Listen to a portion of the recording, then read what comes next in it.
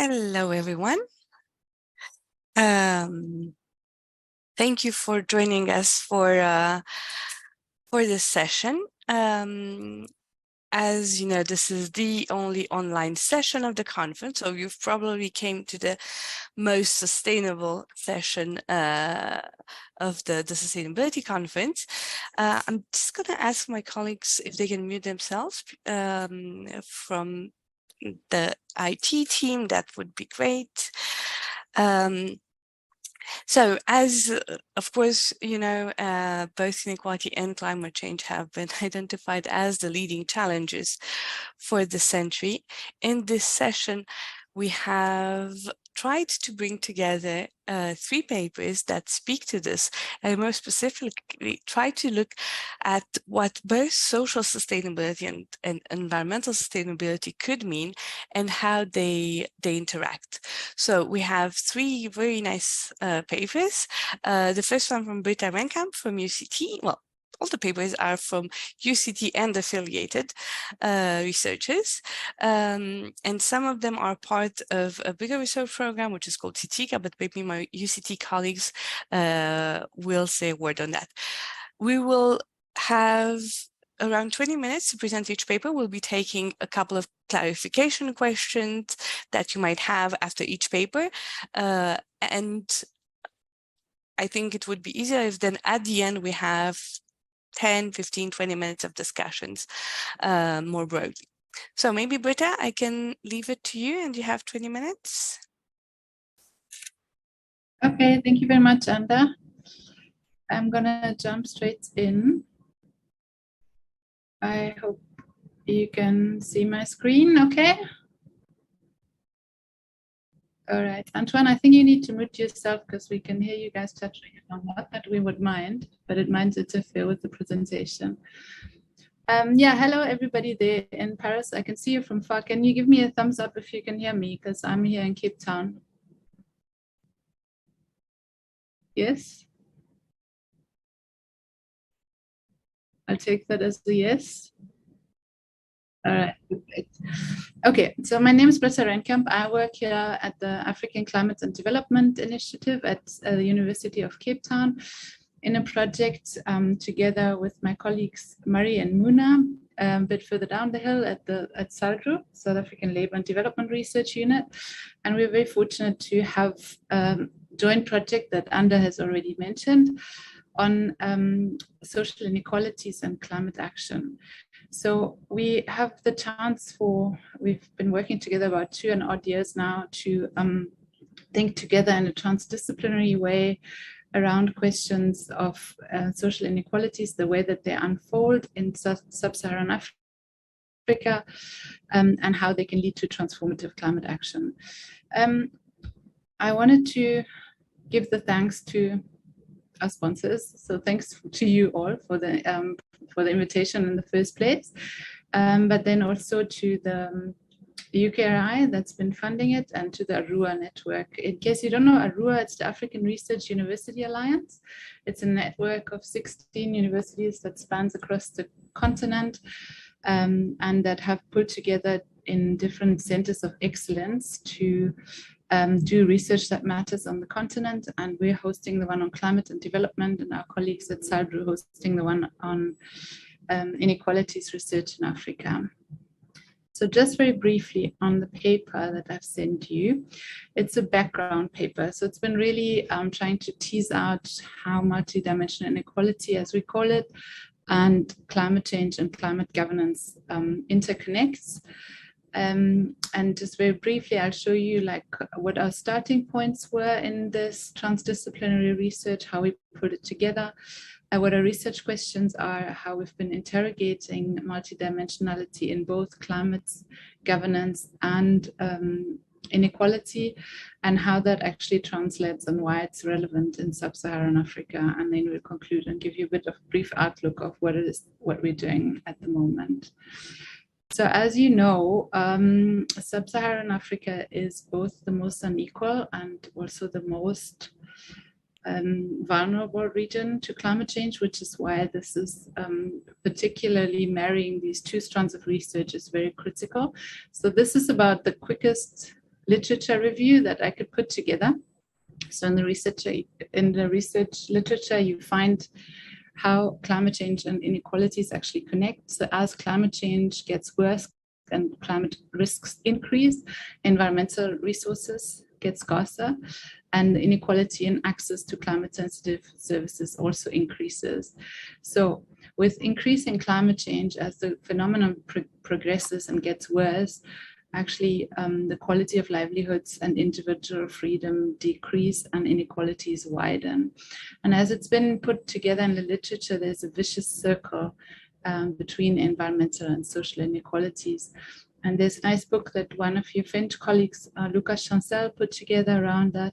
But there's also a whole lot of other research, and actually the IPCC reports, especially the one on climate change adaptation and vulnerability, but also the mitigation reports. If you put in inequality, it's grown a lot in terms of the attention that it gets. So it is a body of literature that is increasingly growing together. So I just wanted to give you this quick glimpse of like how this actually all hangs together. And now what we are interested in this part of the project is to understand how existing inequalities in the countries actually shape climate governance and climate policy outcomes. So as we have multidimensional inequalities that have been built up in the economy, in the political economy over time, what do they do to political systems in an emerging field of climate policy? And how is that process being shaped in terms of access, in terms of process, and in terms of outcome? Who's in, who's left out, who benefits, who loses, and how to actually become part of this climate policy process on who are the marginalized from those. So our starting point was the multidimensional inequalities framework, and I'm actually the last person in the room who should probably be explaining this, because I'm sure there are lots of economists around the table who understand this much better. It's based on Amartya Sen's thinking around multidimensionality and inequalities, and it's been an attempt, I think a lot of work has been done at the LSE to measure, to interrogate, and to tease out the different dimensions of multidimensional inequality. And what we've looked in, so you can see that framework here. I'm sure a lot of you are familiar with it, so I'm not going to run through all of the different dimensions, but what it does, it takes it basically contextualizes the capability approach that determines the functioning and the ability of people to live the life that they thrive to live, in the enabling and constraining factor around them as a combination of, commodities and resources, but also natural endowments and entitlements.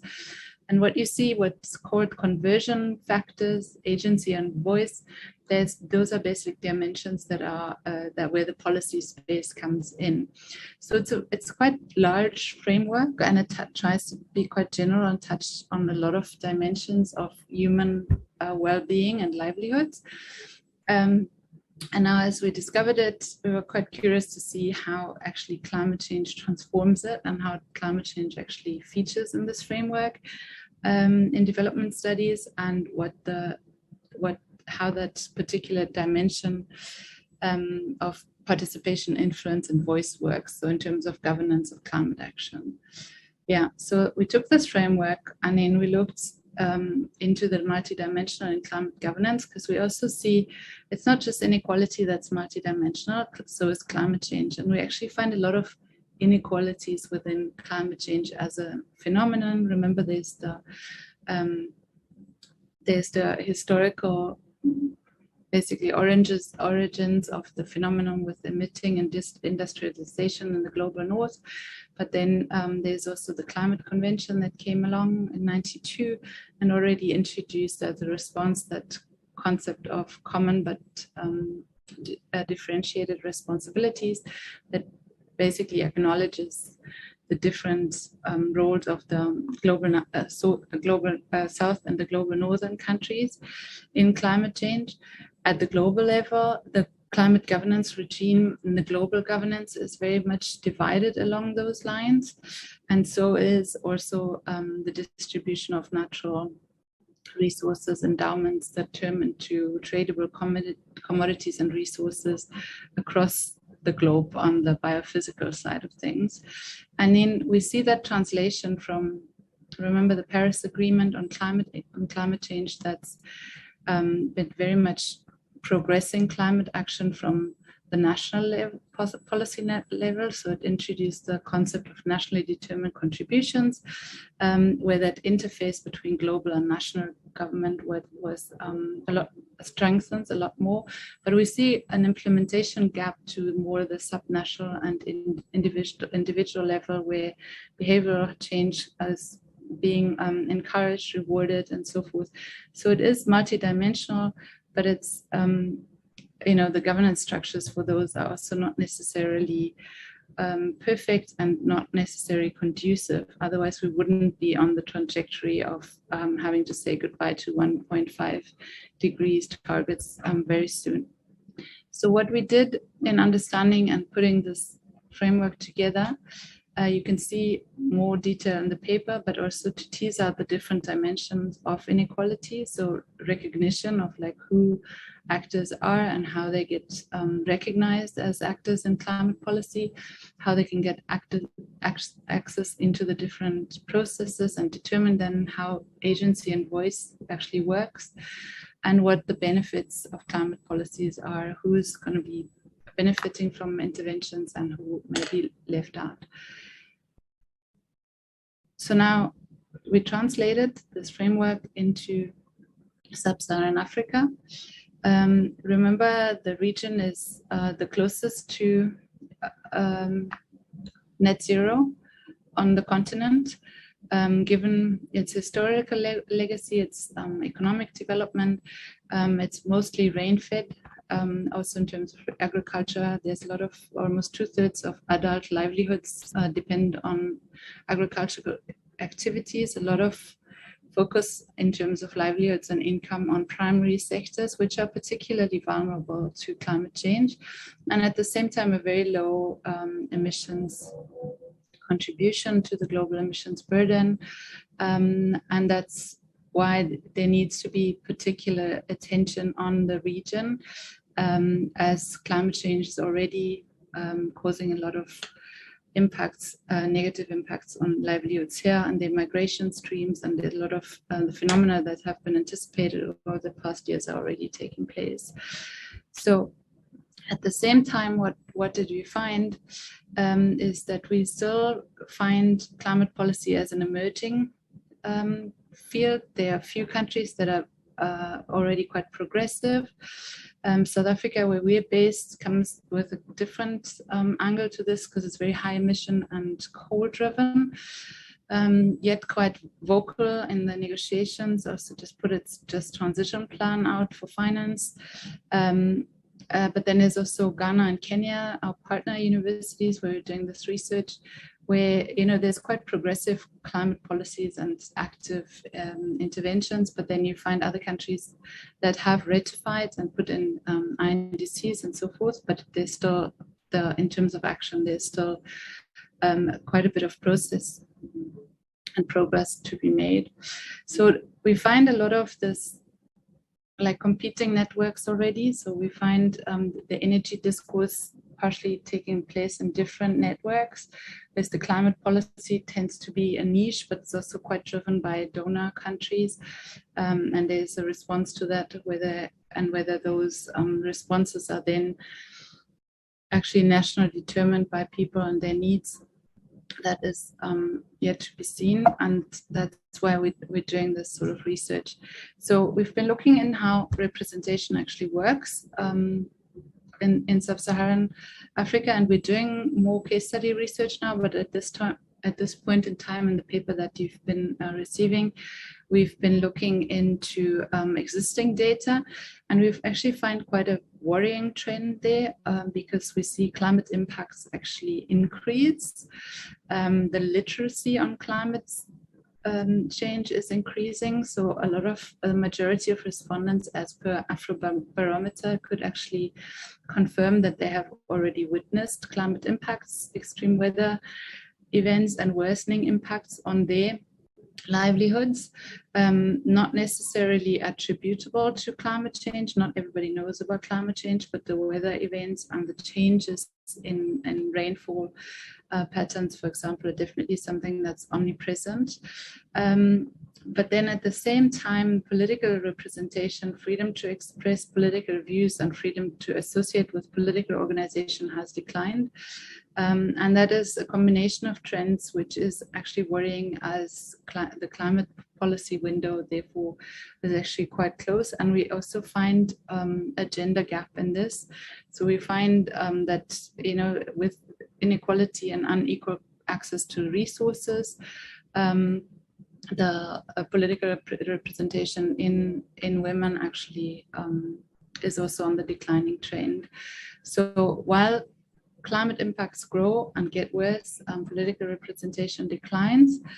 And that's why our research actually tries to act on these issues. So obviously we're doing research and not advocacy work, but we do have a dual agenda, I must admit, because it's so important. So what we're doing, and that's why I think why the research is so important, to understand the persistent inequalities and as they unfold in the countries that we're looking at, so South Africa, Ghana, and Kenya, and hopefully more in the future, and how they actually translate into inequalities in agency and voice, but also assets and resources.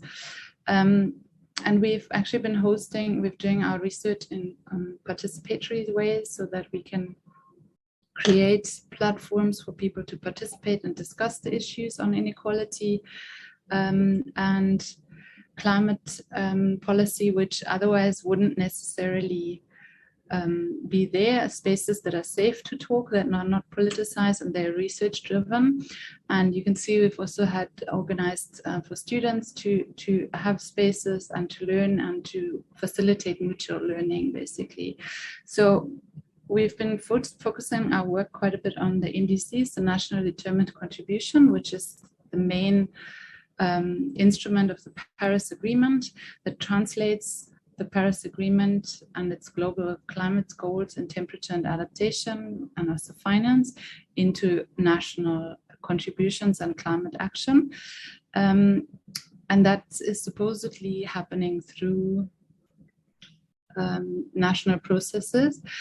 But we have a transparency mechanism in the Paris Agreement, but yet we don't have a reporting requirement yet on how these process of national determination actually work. And that brings me to my last point, which is a bit of a glimpse of the work that we've been doing. So we've been running workshop series and engagements with colleagues at the University of Ghana and Nairobi, and organize stakeholder engagements so that we get civil society organizations, business, other academics in one space, and actually give them a different perspective on national determination so that they can interrogate the NDCs. A lot of people haven't really been engaging with them, what the NDCs mean, what goals they set, and who would actually be affected, who would be responsible or somehow influential in the implementation of the NDCs, and how does it translate back into the policies that are already in place. And you can see that network there to give you an analysis of the different actors that are in the climate policy arena and those who are left out, and the climate goals as they are communicated in the NDC, and the most influential actors as they have been identified in a series of focus groups. And this has helped us to basically unpack those NDCs, analyze them, put actors into, into the combination with the targets, and to make them actually interrogate what's achievable, what's not achievable, who is responsible, what benefits would be, and where, where there might be potential losses. So this is an example of Ghana. But the same happened in Kenya, and also engagements underway for South Africa. And this is basically where I wanted to end so that you can understand what's coming next. So these case studies are coming out for Ghana, South Africa, and Kenya. And then there will also be a comparative paper, which then takes that framework and gives you an understanding how that has actually unfolded across all 3 countries. And we've also had a side event now at Sharm el-Sheikh to link this back to the Paris Agreement, so that we've also got the conversation at the global level.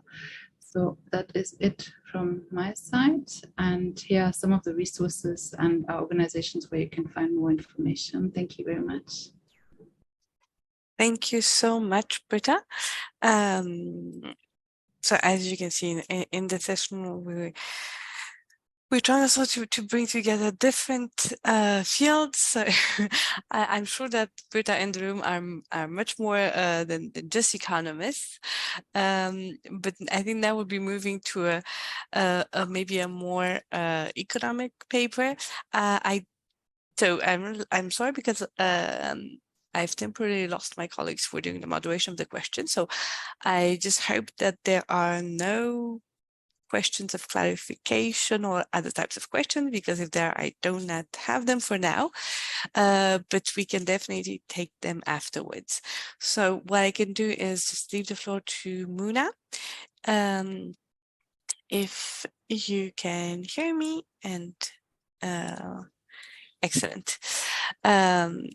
And if you want to share your screen, or maybe okay. Excellent. And just to say, one of the other co-authors on this paper, co-author of Muna, Mary Zhang from University of Oxford, is also online, so she can also chip in if there are any questions afterwards. Thank you, Mary, for also being here. Muna, I leave it Thanks, to you now. Anda. Can you hear me well? Yes. Okay, thanks for the organizers for inviting us to present our work, and thank you everyone for attending. So as Britta already mentioned, this is also part of a project work on climate action and social injustice, the TCCA project, and it's one of the components or one of the packages of the work package of the research, the overall research. So in this work package, what we try to do is to measure multidimensional vulnerability in climate-related impacts in Ghana, Kenya, and South Africa. We have 4 research outputs in this work package. For each country, we measure multidimensional vulnerability in climate change impacts in detail. Then we have 1 cross-country paper, and I'm talking about the cross-country paper in today's presentation. So I'll briefly talk about the objective of the work, and then I'll talk about also briefly about the framework we use to measure multidimensional vulnerability in climate change impacts, then talk about the data and how we measure multidimensional vulnerability, then present some of the results. This, especially the cross-country paper is still work in progress. So I'll just highlight some of the results we have produced so far. So as I mentioned, the overall objective of this particular work package, is to measure and analyze multidimensional climate vulnerability in the 3 countries. We have already work done in the 3 countries measuring multidimensional poverty and inequality as a ESA project with AFD and other donors' help. But those works do not really allow us to analyze climate-related vulnerability. They allow us only to look at overall multidimensional vulnerability to other shocks. So in this particular project work, we try to focus on climate-related vulnerabilities. There are some existing works which looked at multidimensional climate-related vulnerabilities in Sub Saharan Africa, but most of those works are they use spatial units as units of analysis. So there is a lack of analysis at household or individual levels to measure multidimensional climate vulnerability. So we try to contribute also to the research in that area. And in the particular objective also of this cross-country paper is to consolidate the work have been done in the 3 countries and also test the reliability and validity of the multidimensional climate related vulnerability measures used in each country. So the main research question we try to answer in all the papers is which households or social groups are multidimensional vulnerable, which means we try to analyze the inequalities across the different dimensions. So how do we measure climate-related vulnerabilities? So when we look at the literature, there are different ways of defining and measuring climate-related vulnerabilities. But what we find consistently across the studies is that they have at least one of the 3 indicators listed or components of vulnerability listed here: exposure, sensitivity, resilience. So they can use either exposure and sensitivity, or some of them use sensitivity and resilience, so that they use different combination of these components and they measure different aspects of vulnerability. So the exposure component measures to what extent a system is exposed to climate-related hazards. For example, to what extent households or individuals are exposed to droughts, for example, if we are looking at droughts, or if it's flooding, to what extent households or individuals are exposed to flooding hazards. So that is the exposure component of the vulnerability. The other one is the sensitivity component. In the sensitivity component, even if households or individuals are exposed to the same level of climate hazards, their sensitivity could be different. For example, if we look at flooding in urban areas, households with poor housing condition can be affected more than households with better housing conditions. Similarly, households with access to safe drinking water, sanitation facilities can be better off than households which lack those facilities. So they have different sensitivity to the same kind of shocks. If you look at droughts also in rural areas, for example, households which are food insecure already can be more sensitive to that exposure than households which are better off. So the sensitivity can vary depending on the household's condition. The other aspect of vulnerability is resilience. So when we talk about resilience, it has 2 components: coping strategy or adaptive capacity. So when households or individuals face climate-related hazards, they implement different kind of coping strategy depending their capacity of coping strategy.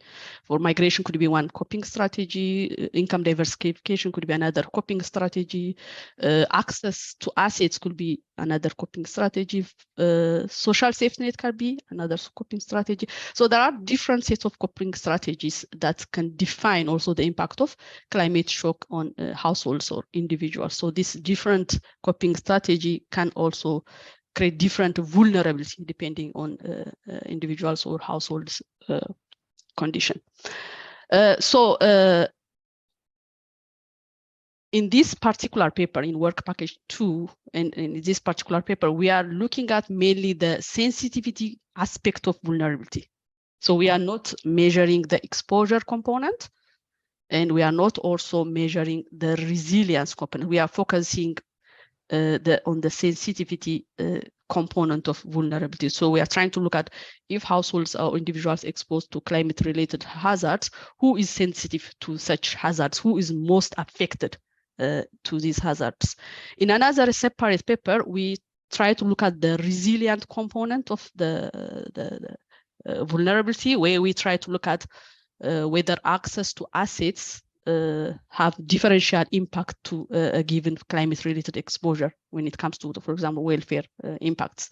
So households with better access to assets can have better ability to cope to climate-related shocks. So we have a different work which looks at that, which tries to link the resilience and exposure component of the vulnerability. So regarding the indicators that we try to use the sensitivity component of the vulnerability measure, we propose to use 4 dimensions: demographic, economic, household, and nutritional dimensions. The demographic component includes indicators such as presence of children in the household, under 10 children, pregnant women, older people, and disabled people. We hypothesize that people with such conditions are more vulnerable to climate-related hazards such as high temperature or flooding or other hazards. They are more vulnerable than other household members. The economic dimensions try to look at the sensitivity of climate related to the livelihoods. Individuals or households are involved in subsistence farming without access to irrigation can be more vulnerable than others, which have access to irrigation, for example. And people who work in outside environments, like in construction work, informal trading on the streets, they can be affected significantly if there is, for example, flooding or other climate shocks. Housing conditions, as I mentioned it earlier, people or households with poor housing condition can be more sensitive to climate-related shocks than households with better housing condition and access to water and sanitation. Access to information also considered as one important component in terms of housing dimension, because households or individuals who have no access to information cannot be, for example, given warning signals if there is a hazard or climate-related hazard. So it's an important component of vulnerability. The other one is nutrition. Households which are more food insecure can be more vulnerable than the households which are not food insecure. So we try to use these indicators, dimensions and indicators, to measure climate-related vulnerability in the 3 countries. Regarding the data source, for the cross-country paper, we try to focus on the most recent data sets for each country, but for each country paper, they use multiple data sets to look at even trends over time. So for this particular cross-country paper, we looked at the 2017 needs data for South Africa, Ghana, 2019 general Ghanaian socioeconomic panel survey, and we use the Kenyan KIPS data for 2015 and 16. So to measure multidimensional vulnerability, we use similar kind of approach where we use multidimensional poverty measure in the international literature. So we weight each dimension equally, and within each dimension we weight each indicator equally. So we have used equal weighting to aggregate all indicators into one index. So our vulnerability index varies from 0 with no vulnerability to maximum value of 1, high level of vulnerability. This is a distribution of each vulnerability indicator across the 3 countries. So as we can see that we can see some communality in terms of which indicators are more important. Demographic factors such as presence of children under 10 years old, older people, sanitation, food insecurity, and employment are ranked among the highest in terms of vulnerability in all the 3 countries. Although the extent of vulnerability is different, but we can say that they are important factors in terms of driving vulnerability in the 3 countries. But as I say, for example, if you look at employment, only 15% of households can be vulnerable in terms of the employment indicator, but it is like more than almost close to 60% of individuals households can be vulnerable in terms of employment, and the figure is about around 40% if you add the informal employment and the subsistence employment. And this is because obviously the structure of the economy is different across the 3 countries. In most Sub-Saharan Africas like Ghana, subsistence farming is a common employment sector, so you'll find high level of vulnerability. While in Sub-Saharan Africa, subsistence farming is almost small, less than 4%. So because of that, you can see different kind of level of vulnerability in each indicator. And also generally, we can say that in most indicators, vulnerability is relatively lower in South Africa compared to the 2 countries. The least vulnerable indicators in terms of vulnerability, the least indicators are like pregnancy, disability are common in all the 3 countries. They have less level of vulnerability in these indicators. This is just to show you the multidimensional vulnerability indicator by location, the inequality in terms of multidimensional vulnerability across the 3 countries. As we can see that also from the multidimensional vulnerability indicator, we can see that the multidimensional vulnerability, the overall multidimensional vulnerability is much smaller in South Africa compared to the 2 countries. We can see very high vulnerability in the 2 countries compared to South Africa. And so across all 3 countries, you can see significant rural-urban gap in the level of vulnerability. In all the 3 countries, if we look at vulnerability indicators by rural-urban area, we can see significantly higher vulnerability in rural areas compared to urban areas in most of the indicators, especially in terms of employment, access to water, access to safe sanitation. We can see significant vulnerability and also food insecurity. So we find high level of vulnerability in rural areas compared to urban areas in all the 3 countries. So that's what's driving the rural-urban gap in the multidimensional vulnerability index. This is another dimension of inequality we looked at. So we have the multidimensional vulnerability by income quantiles. So we can see also clearly there is an income effect. We can see multidimensional vulnerability in all the 3 countries is higher for those who are in the lowest or the poorest quantile, and that's the income quantile increases, we can see the multidimensional vulnerability decreases. So it's more likely poor people are likely to be more multidimensionally vulnerable to climate-related shocks compared to richer households. So this is just an example of one of the results that we are trying to look at, the reliability of our multidimensional vulnerability indicators in the 3 countries. And this is just an example from Kenya. So there are different approaches to measure the reliability of a multidimensional index.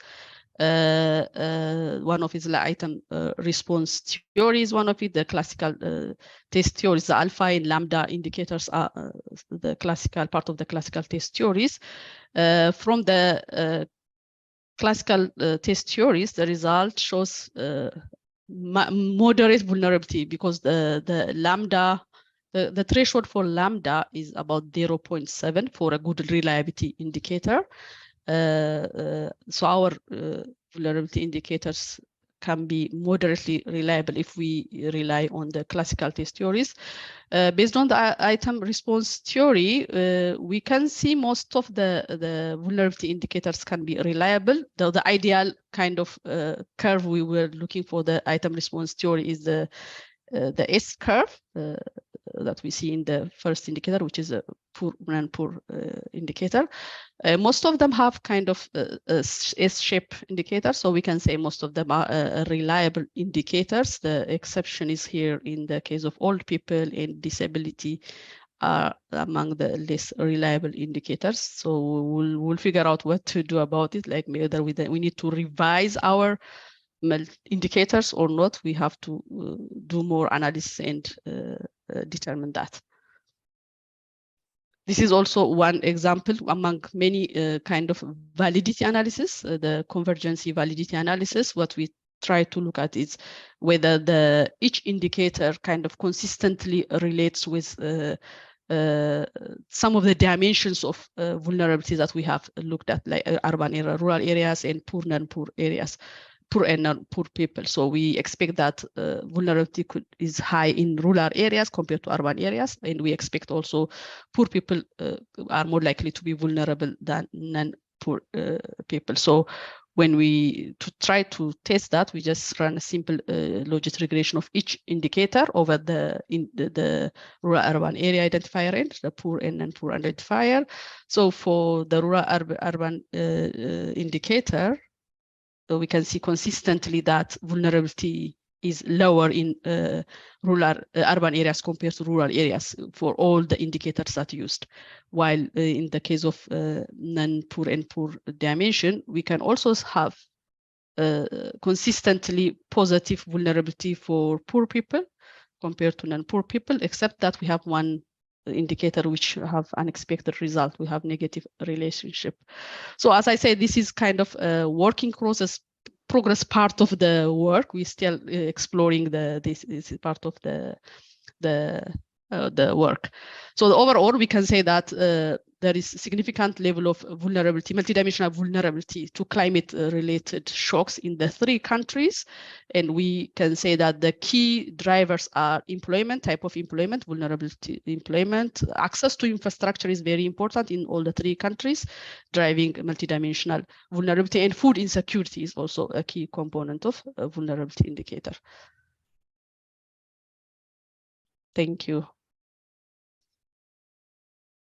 Perfect. Thank you so much, Muna. I know that we have a question in the chat, but on an intersectional test, but I would propose that this question, we could take it at the end, because I think we can link it to another question, more the individual versus household dimension. So if you agree, we can take this one for the end. And let me just give a few seconds to my colleague who is in the room with people who are watching us. Thank you. To see whether there are any clarification questions, be it on the first paper for which we didn't have time to do this, or for the second one. And if it is not the case, we will switch to the next presentation. Maybe in the meantime, we can already load the next presentation. Maybe Muna, you could. Perfect. Thank you so much, Marine. So let's move to our next paper with Marie Leibbrandt.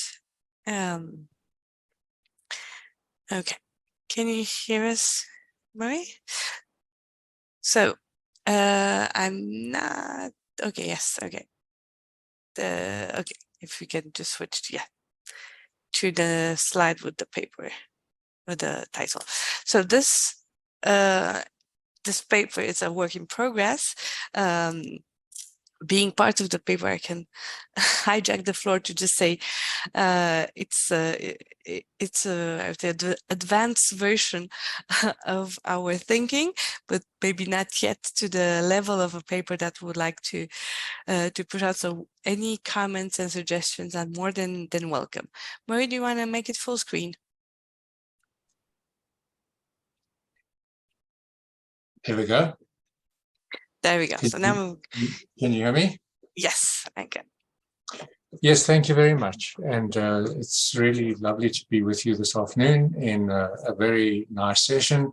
And thank you to Britta and to Muna for describing the Satika project so well and sketching its dimensions and getting into some of the details of African countries' vulnerabilities to climate change.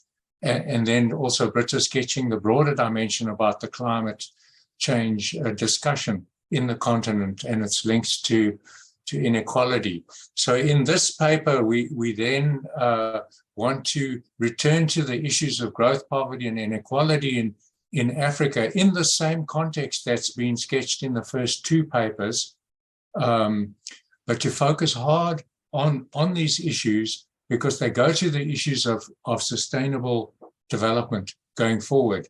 And we want to make the point that let's not forget the lessons of the last decades around growth, poverty, and inequality in Africa as we move into making the adjustments we need to for climate change and beyond the COVID pandemic. So indeed, the urgency of the discussions related to sustainability and climate change and climate breakdown and degrowth and post-growth require that we do come to an understanding of how economic growth, poverty, and inequality interact in Africa. And we want to interrogate that in detail. In particular, we want to try and understand why the recent decades of economic growth show that poverty has not decreased as expected, even as Africa has had fairly strong episodes of economic growth. And there's a key point here that if that's the story of the past, then going forward, we shouldn't expect that regenerating those past patterns will produce the required results of inclusive development, sustainable development. And so the purpose of our paper is to try and understand the reasons why growth has not been effective enough in reducing poverty, and in particular, to draw attention to the importance of the equity aspects of inequality in country contexts, in understanding that sluggishness of poverty reduction to growth. So we argue that the different outcomes of economic growth, poverty, and inequality are mediated through the nature of economic growth, its texture, and we focus in particular on employment, but also the structure of inequalities, which reflect what people have to bring into a growth process. And so past patterns of growth have been unsuccessful at reducing poverty, partly due because of insufficient redistributive concerns on the continent. And this takes us back. There's a long history in development economics, but even a more recent history post 2000, looking directly at those issues, which Francois Bourguignon stimulated with presenting his triangle in the early 2000s when he was trying to get the World Bank to grapple with this issue about the importance of redistributional concerns in alleviating poverty and reducing poverty. And so he drew this triangle to show that the aggregate growth rates were important for reducing poverty. Economic growth is not unimportant for reducing poverty, but the specifics count a lot. But for any increment of economic growth, the initial distribution and distributional changes will have a massive impact in mediating the effect on poverty. So it's a framework where all the details are left to be explored, and partly our paper is trying to put those details back on the table. But so growth can be pro-poor and inequality reducing if and only if there are real conditions or opportunities that are reflected in the inequalities that allow the poor to participate in the benefits of growth. And the discussion continued a lot post Bourguignon and got more subtle and was beginning to be mainstreamed, but obviously COVID intervened as a terrible shock. And our concern is that many of these lessons might get washed away as we try to regenerate. Okay, so what is the unsustainability of the current state of affairs in our continent that make this issue particularly important to unpack? Well, Africa will have 85% of the world's poor by 2030. And at the very same time, there's now quite a large literature showing that the effectiveness of economic growth in reducing poverty is the lowest in Africa than it is anywhere else in the world. So we get the lowest return per increment of growth. And these then are the prologue to the climate emergency and the COVID pandemic and the ongoing shocks of war. That's the prevailing reality. And so it's super important that we interrogate this. We put two graphs on the table here to illustrate the importance of the issue. I'll leave you to savor those. One is just to make a key point that we're not denying the importance of economic growth. We just need to maximize the benefits we get from economic growth and to couch it in a development strategy. In this graph, there is a decline. It's from top. There's a decline in multidimensional poverty in Africa as a share, but it's not as precipitous as it looks here because it goes from about 40% to 36%, and that accords with a huge increase in the percentage of people who are in the millions of people who are actually poor in the continent. So it's a pressing issue. The concentration of the African population. So now we take a look at a graph that locates Africa in the big discussion about the world income inequality dynamics. Here's an updated Milanovic elephant curve that was recently produced by the Paris School of Economics in their report that shows across the percentiles, the growth of real per capita incomes by percentile over between 1980 and 2016. And the hump of the elephant in the middle disappeared in recent times. But nonetheless, this picture, the blue, reflects the world benefits, if you like, of growth across the distribution. And it shows a small hump at the bottom, but and then a considerable flattening in the middle with very low benefits of growth in the middle deciles here, and then a very thin, strong benefit right up at the top. Notice this is the top 1% here, right? So the whole distribution is really crowded down here. Our contribution here, though, is to show, well, where does Africa sit in this diagram? Rouhani did these figures, and I think that they're incredibly telling and important. We show that Sub-Saharan Africa's share in this in the percentiles across here, and we show, for example, that Sub-Saharan Africa dominates the bottom percentiles of this distribution, and it's got worse from 1990, which was the red diagram here, to 2016, which is the green, and we're up at 30% of the bottom of the 10th percentile of the world income distribution. These diagrams are drawn throwing the whole world into one pot and drawing a world income distribution and world growth incidence curves. And we're not at the top. We're a teeny share. From here, we're below 10% of the world's share in any percentile. So the growth, the dynamics at the bottom are crucial to us. And here we restate the point, and we just show how important it is. So who captured the benefits of growth across these same percentiles? This is the same diagram as we had before. And what can we see? That the bottom 50%, which includes a lot of Africa, the vast majority of Africa, captured 12% of the total growth over that same period. And the top 1% captured 27% of that total growth, where there's tiny African representation. So even the African elites are not predominantly in that discussion.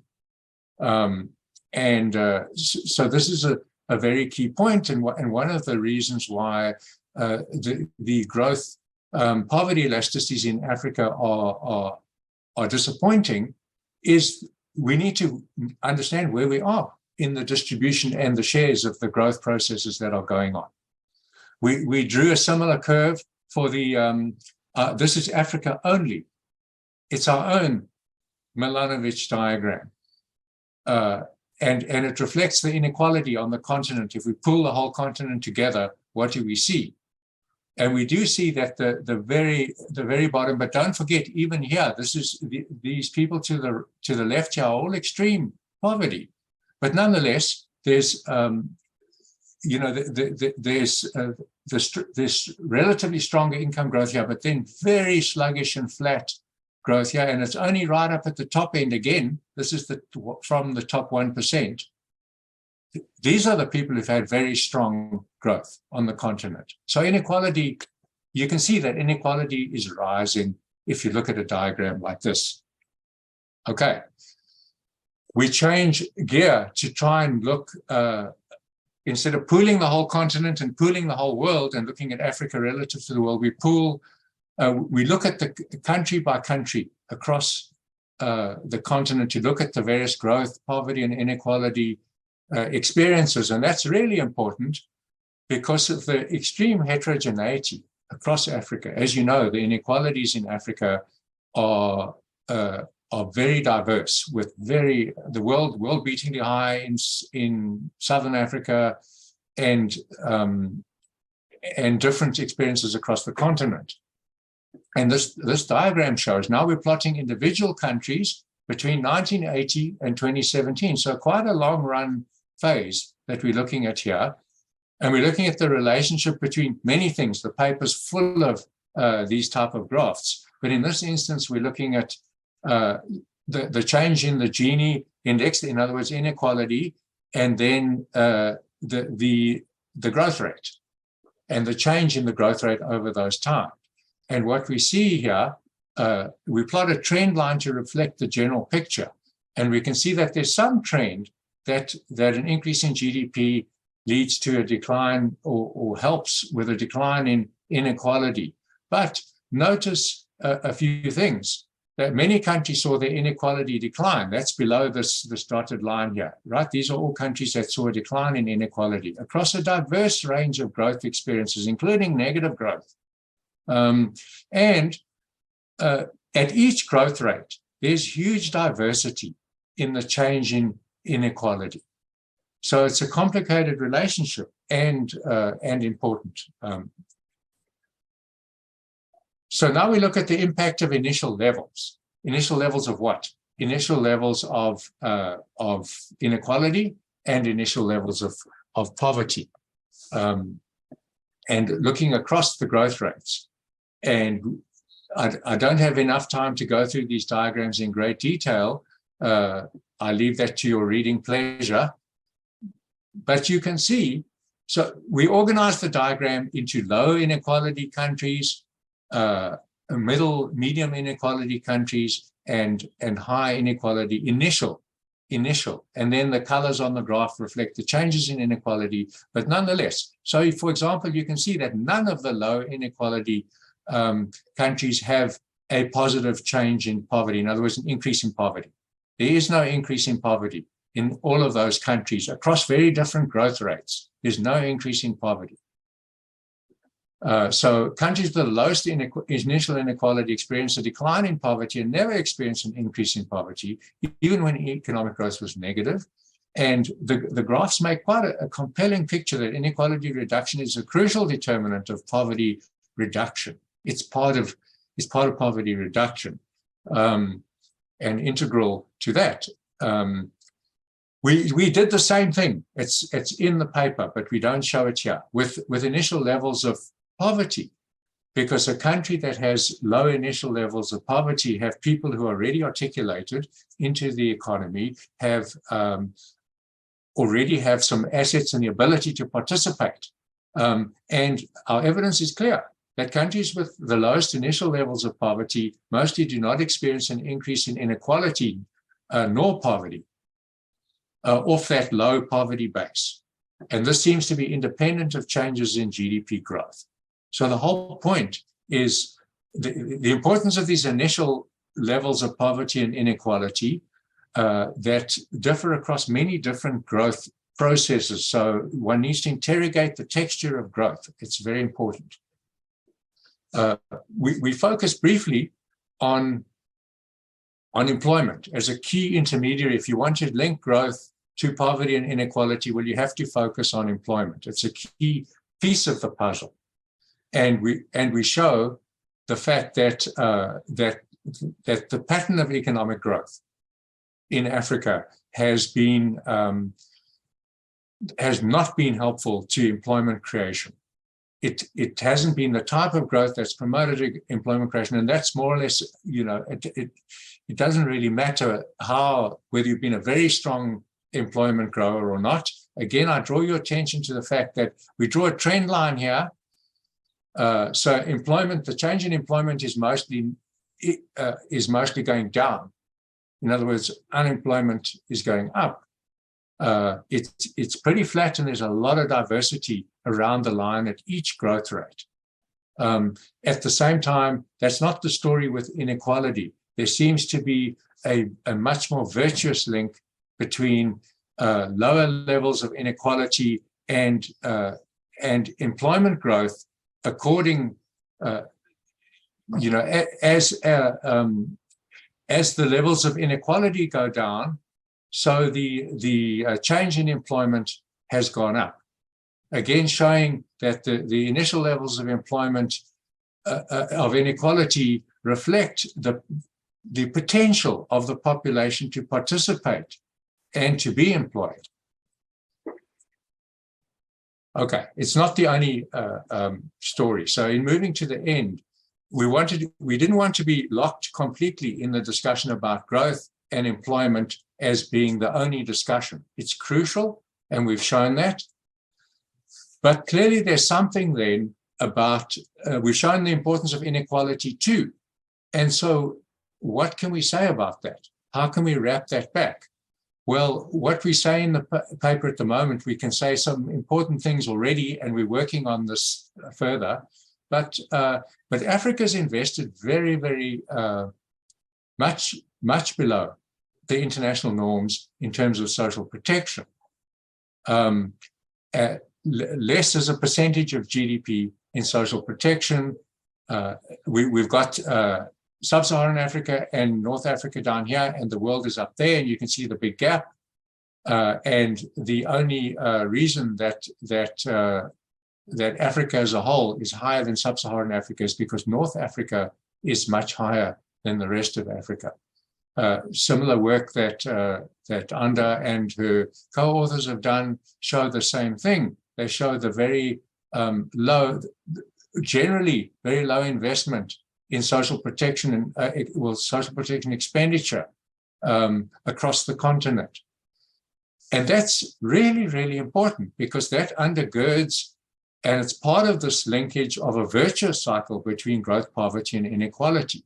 And it's working on the inequality side, the ability of people to participate in any growth process and to make it generate higher poverty reduction.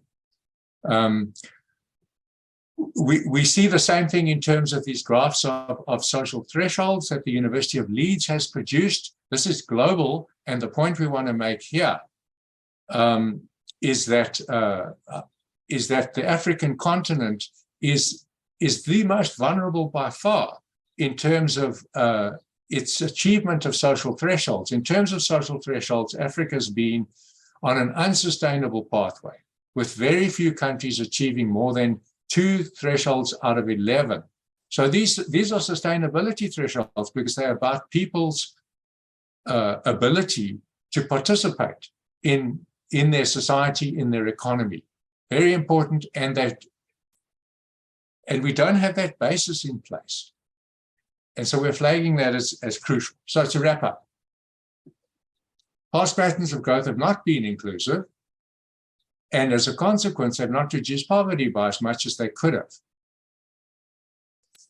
And this is really crucial in the African continent, given how many of our people are poor. The importance of the initial inequality conditions and employment creation in explaining why growth has not been inclusive in African countries. We've tried to make that point, and it's a crucial point to take away and not forget and not wish away as we focus on growth. Indeed, with wealth and asset inequalities on the rise, the scene for poverty reduction in the next decades looks very challenging indeed. Because if we just trigger the same growth processes that require you to have assets and wealth to participate, well, what we've profiled with the inequality literature is not a good potential to participate. So going back to old strategies of reigniting growth will not produce the expected results.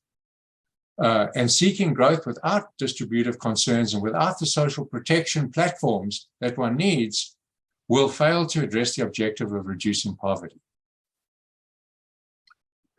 Quickly want to wrap it back to the broader discussion that we started out about sustainability and climate change. Here's the diagram that we showed you just now about the social thresholds and the continent's extreme vulnerability.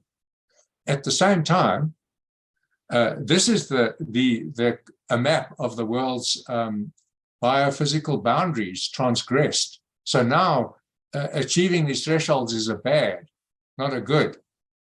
And the continent, it's flipped. The continent is by far the best space in the world for not transgressing biophysical boundaries. And that's what Britta was telling us that already. And Britta already made the point that globally, the continent, we sit right. Remember, we sit right at the bottom of the world income distribution, and these are a geographical global emitters group picture. And again, the continent is not the major transgressor, but will, and is not generating this crisis from which, however, we show that they're very, very vulnerable to the consequences. And that's, I guess, our key point, that we're very vulnerable to the consequences. We need to grow, of course, but the growth, we need to grow in a way that includes the people that are particularly vulnerable to this situation. Thank you. Thank you so much, Marie. Now, let's maybe move to the discussion.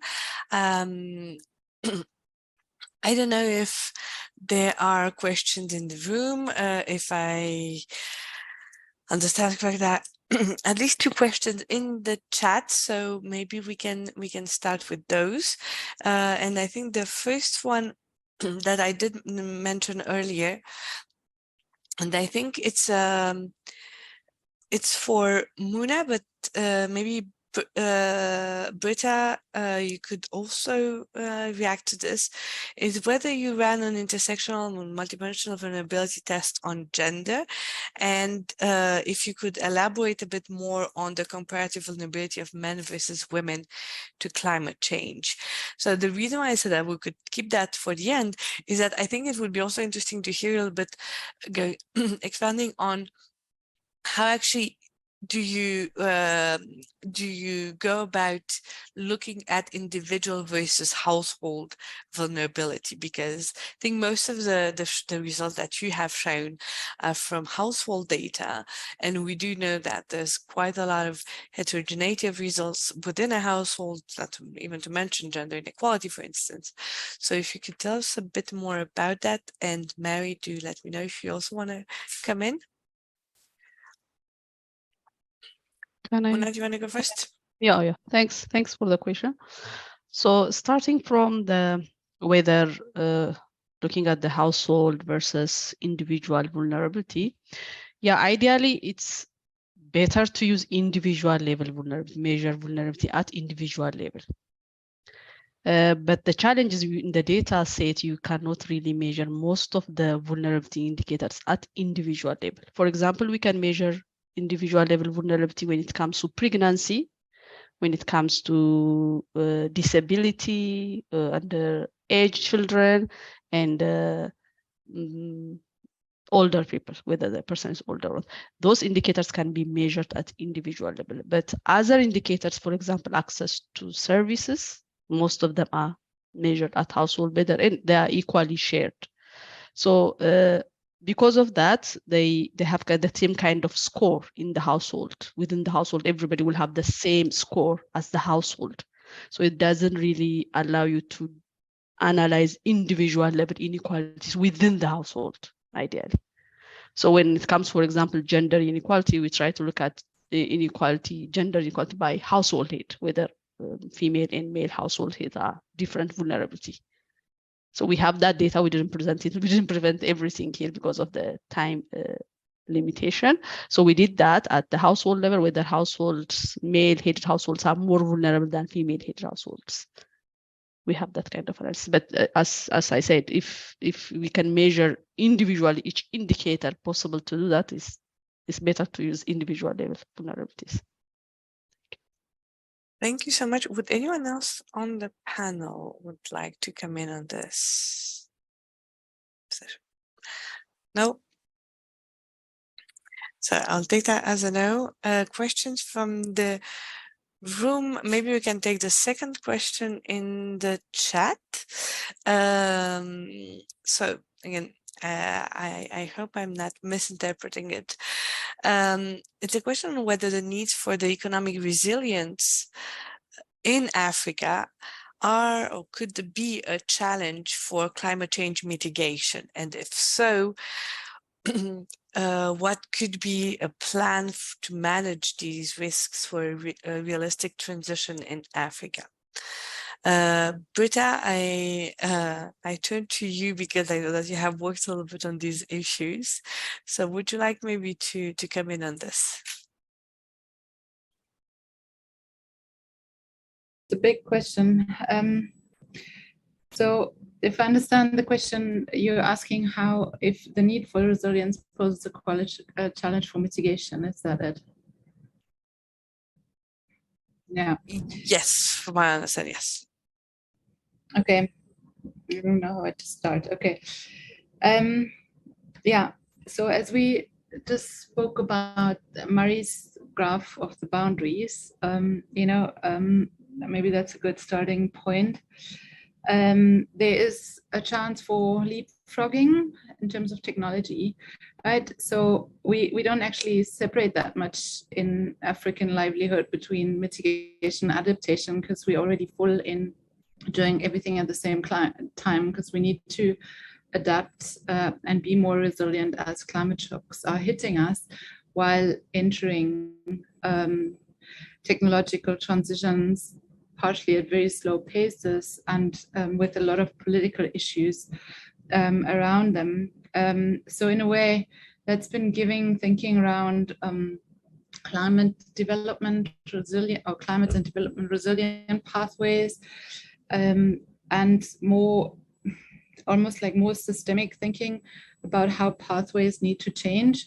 But then the mitigation part is already very much integrated with the adaptation as we speak. And in South Africa, obviously our challenge is different because mitigation is such a big issue because of coal transitions, which speaks more the language of the industrialized countries in Europe, because it's more similar to the challenges that you're undergoing. And other technological, I mean, nuclear is also a big issue, like in France and other countries. But basically getting out of those big structural technologies and the social implications they are of, and that is something that's financeable, right? So that's easy in a way, comparably easy, because there is a market, the investments, and it's revenue to be made in that transition. But now when it comes to adaptation, and even worse, loss and damage, like it was the big issue in Sharm el-Sheikh now, it's a public sector issue. It's very difficult to make money in there. And that's where the public needs to come in. So mitigation, yes, more financeable, bankable. And now the question would be, especially in the agricultural sector, as you know, moving more and more from rain-fed into irrigation, agricultural practices, there's more of that intersection between water, energy, and food. There are definitely a lot of linkages to integrate resilience, adaptation, and mitigation moving forward. But again, I think that needs to be very much co-developed between the needs of what the people actually experience, the way that their livelihoods and change, and the way that they perceive those changes and what their solutions would be, rather than, you know, opening up for investment and thinking, okay, whoever comes can do it. So it needs to be a sort of dialogue, I think. Sorry, that was quite a long answer, but I think it was a big question. I hope that actually answered it. No, perfect. I know Mary, do you want to come in on this? If not, we have a couple of other questions. Mary? I could just come in to say, I think it's a really good question, right? And it goes to the issue of if the focus is on contributions and then what are we going to do to mitigate our commitments, and then we start worrying about, well, how resilient are people in responding to this? It's a very top-down approach, and that's almost looking at, okay, how do we avoid the disaster? And I think that, you know, certainly our paper, one of the things we're trying to do accords with with what Nicholas Stern was saying recently about the fact that the pressing necessity to make the transformations necessary for climate change give us the opportunity to make the inclusive changes that we needed to make anyway, that we know that we need to make. In other words, if one starts with resilience and understanding people, that's what we mean in our paper. By you've got to focus on initial levels of inequality, and you've got to focus on what people have to bring into the process in order to make this process one in which you're not resting on the resilience of people only, you're also trying to provide the environment within which they are the agents that are going to make this transformation and adjustment and be included. So that's even more vague than Britta said she was being vague. It's very vague, but it's about, it is the very heart of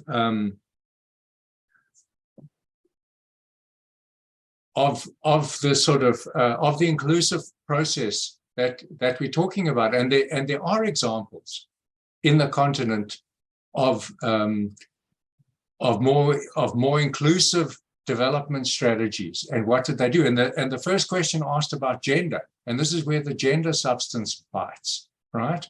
Because there's many conditions impeding the ability of female Africans to play the positive role that we need them to play right now. Thanks. Thank you so much. And I think this converted to a question that, if I understand correctly, we were just asking the room about the accountability to affected people. I do have the impression that we did touch upon it, but there's a question on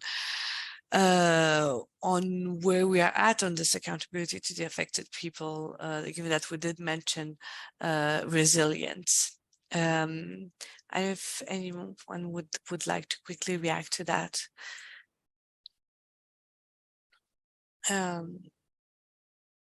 Britta, do you want to say a word on that, or? Trying to think. I'm not sure I understand it correctly, I must be honest. Accountability of affected people, so accountability towards towards affected people. Okay, so accountability of whom? Like of governments towards affected population, or as a global, like who would be? Sorry. Here you see the limits of trying to manage the questions from a room in which I am not. So yeah, sorry. In political science, we're always all about the actors. We need to understand who does what. So in terms of national government, I mean, speaking from South Africa, I think there are a lot of different crises happening at the same time, which then leads us back to what I've mentioned in my talk. Is a question about representation and ability to organize, to even be able to be recognized as someone to be accounted for, you know? So there are a lot of unknowns in this, like who would actually be affected and how. And we're not as informed, I must tell you. I mean, we're not as informed as you might be. Also, when it comes to disaster, you know, if you take the events in Germany about the flooding, you would know what happened, who was affected and how it was rebuilt and how it was organized and what the funds were that went into. And people were, I mean, there was a lot of things that went wrong, but there was some accountability. There was also a lot of denial about climate impacts and so forth. But here, we're still struggling through the impacts of the flooding in KZN at the moment. There's not, the sanitation infrastructure is still mainly destroyed. The government says, the local government is saying has been fixing it, but the beaches are open but not safe. So that's like an accountability to whom? It's like to to those who make the most noise almost, who can get organized and who ask for compensation or some sort of, in South Africa we talk a lot about service delivery, so some sort of service that you will have a right to as you're paying your rates.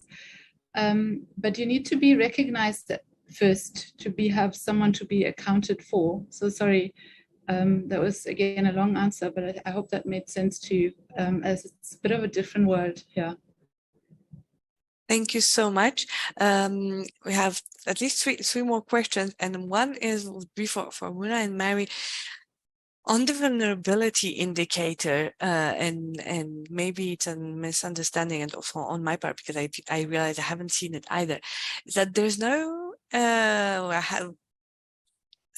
we haven't seen the any information on the energy prices, for instance, and energy poverty.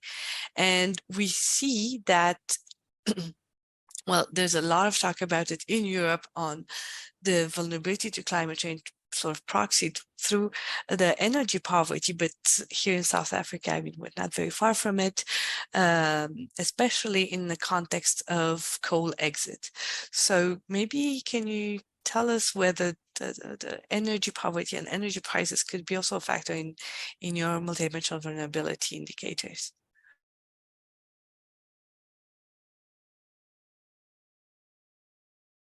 I don't know if we could. Muna, you want to start? Yeah. Yes, I can comment a bit. Yeah, so we haven't included energy prices or energy poverty in the multidimensional vulnerability index. So I'm not sure whether to what extent energy prices are important compared to other indicators. Like what we try to look at is not like our measure doesn't really look at the impact of policies. So we are not trying to look at vulnerability, how vulnerability changes because of the impact of policies like transition to like renewable energies. That's kind of a particular kind of vulnerability analysis. So we have to look at indicators which are appropriate for particular policies. So these indicators we looked at is kind of a general kind of vulnerability, overall vulnerability, not to particular policy. So we are looking at, for example, droughts, flooding, those kind of climate hazard related vulnerability. So that because of that, we haven't included energy poverty in our vulnerability indicator. So it requires a separate kind of indicators for that specific kind of indicators. Thank you. Mary, would you like to add anything? Thanks. Yes, I agree with Muna. So, and also for this exploration, we would like to study more about how individual and household level characters might affect citizens' vulnerability. And the assumption behind is that even if, the whole city or the whole area might face similar issues in the future, but actually the level of vulnerability can vary depending on the more concrete household and individual level circumstance. So we wish to bring into this kind of additional analysis to understand how the variations can also happen in a more micro level. So that's another reason for conducting this part of analysis. Yeah, thank you. Thank you so much. One important question that we haven't touched upon earlier, that came in the room, if I'm not mistaken, is why the questions of governance and democracy haven't been touched upon. I'm almost sure that, Britta, you did mention them, but I don't know if any of you would like to come in on this. So can I comment then? Yes, please, Mona. Britta will add. So we haven't looked at governance and democracy or other institutional indicators in the multidimensional vulnerability indicators. As I said, like you can include all the three components in your measure of vulnerability, depending your objective of analyzing which aspect of vulnerability you are interested. So you can include all the three components, and governance, for example, democracy and governance can be component of the resilience component of the vulnerability component. So at the moment, we are not analyzing that in this particular work. That's why we didn't include it. We looked at the coping mechanism aspect of it, but in a different paper. And we try to look at whether households with assets, better assets, can better cope in terms of vulnerability when they face climate-related shocks, for example, droughts or flooding. So we have a separate analysis in a different paper. So for, as I said, in this particular case, we are not looking at the resilience component of the vulnerability measure. That's why we haven't included it. And Britta can talk about also the governance aspect of it in work package 1. They have detailed analysis in that part. Thank you. Thank you so much. Britta, do you want to come in? This? Yeah, I can. So we look at democracy and political system structure quite a bit. I didn't have too much detail to go in depth, like too much time to go into the depth in the presentation, but you'll find more on this on the paper. And it's the structure of the political systems as they unfold, and also the way that party system works, the way that votes work, and the way that basically the competition between parties or within parties for votes work in African democracies is also not, at the moment, not very much linked to climate policy issues, so they don't feature as the main things. Distributional issues still dominate. So I gave you that image of the fist fight in the parliament, you know. I looked into those sort of issues, and that what really like gets people very heated is about distribution of revenue or the rules to maintain political power.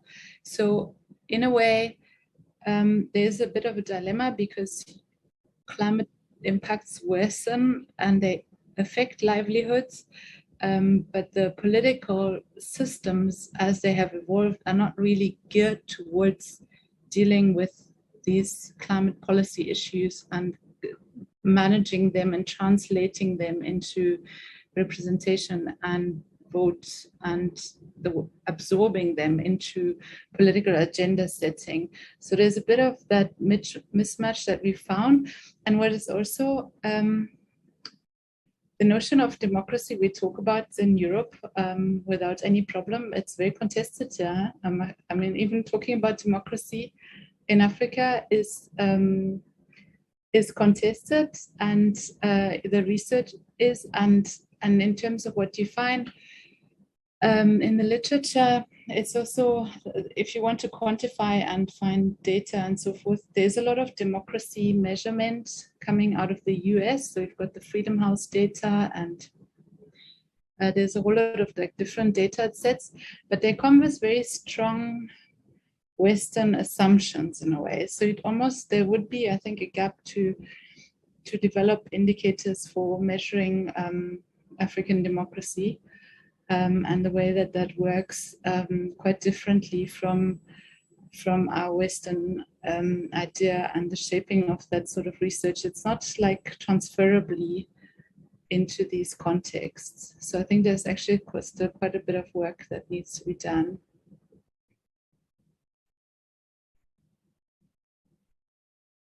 Thank you so much. Yeah, sorry, we have some. To add on what Britta said, like about the issue of measuring also democracy of governance is a very problematic in the context of South Africa, Sub Saharan Africa.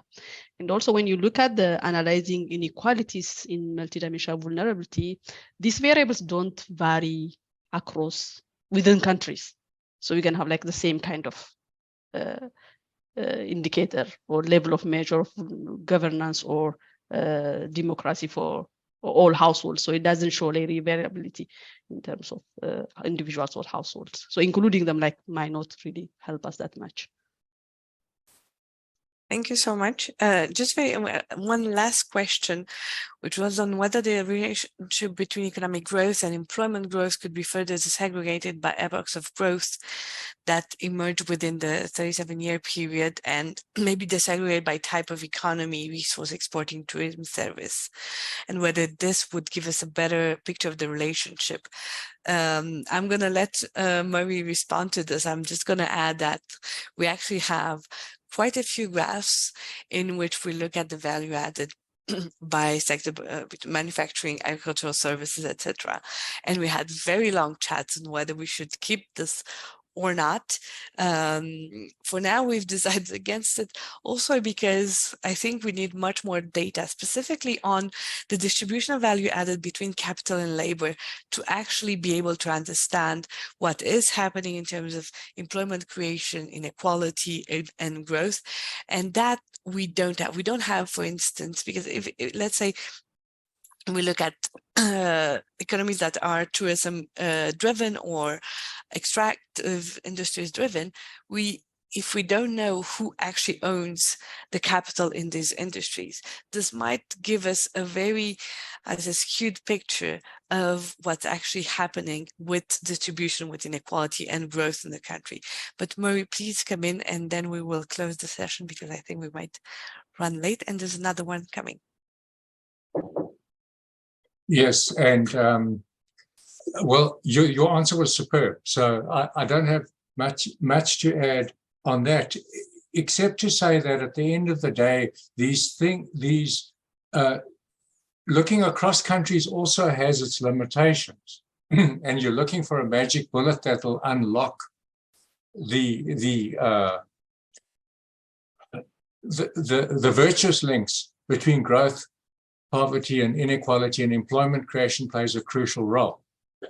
But to some extent, a key lesson from our paper is that countries need to look at their circumstances and their history, and it even links to this question that came up about inclusiveness and voice, and you know, what's offered as the nationally determined contribution is so far away from people, and you know, and which sort of sectors will be able to transform, not just mitigate, and not just a compensation for the loss. What sort of adjustment to climate change? And I think the question about employment is spot on, but there's definitely a limit, I think, to which cross-country analysis is going to be able to sort that out. Thank you so much. We will stop here. Oh, sorry, Britta, come in. 30 seconds. 1 second, invite you all to Cape Town in March, because we're actually hosting a symposium on climate change and inequality at the University of Cape Town here. And we will discuss a lot of this in a lot more detail. Anda has all the info, and you can also find it on our website. Short commercial, but thank you.